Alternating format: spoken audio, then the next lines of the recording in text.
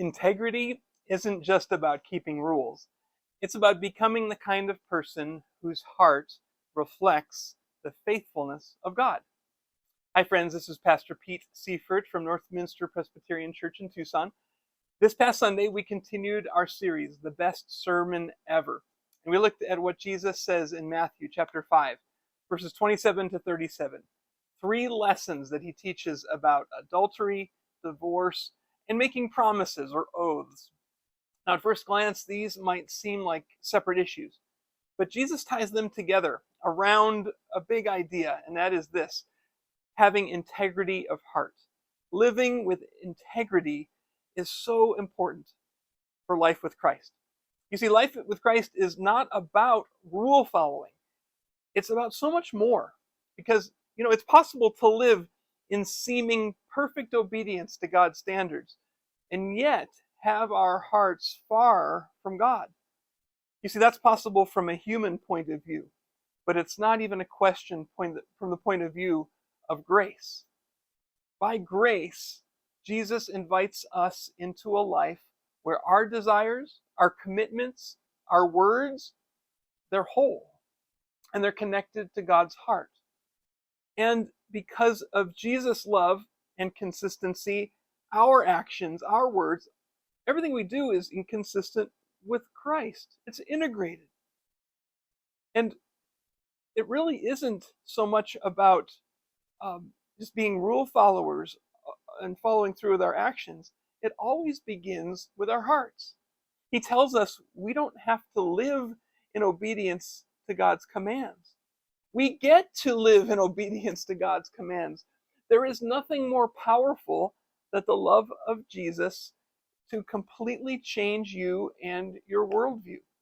When you truly receive and accept God's love, you change from the inside first, and then you realize your heart has been anchored in truth and love, and your values change. And when your values change, your emotions are tempered. Your actions reveal a whole and integrated heart. And the fruit of your life flows out in worship to God, and in goodness that others see. And it makes them want to praise our Heavenly Father also. Remember when Jesus said in the Beatitudes, "Blessed are the pure in heart, for they will see God"? Well, a pure heart isn't a perfect heart. It's a heart that is whole. It's undivided. It's integrated. It's centered on the love of Christ.